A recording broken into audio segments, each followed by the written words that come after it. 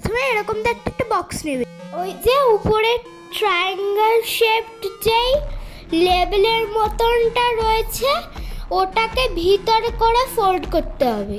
তারপর যেই মাঝখানের পার্টটা আছে না সেটাকে এরকমভাবে থিন করে ফোল্ড করতে হবে। নিচের যে ট্রায়াঙ্গেল মতন আছে তবে তার ভাঁজটা খুলতে হবে।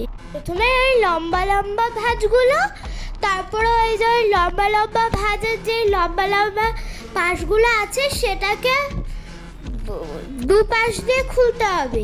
দুপাশ দিয়ে খুলে নিয়ে ওটাকে তোমার মাথায় পরো, মনে হবে তুমি পাঞ্জাব রাজ্যের একটা অধিবাসী। আবার ওটাকে তুমি নিচটাকে ফোল্ড করতে পারো। টিউটোরিয়ালটা খুব ইজি। আর লাইক কমেন্ট শেয়ার সব কিছু করে দিন, কিন্তু ভুলে যান না।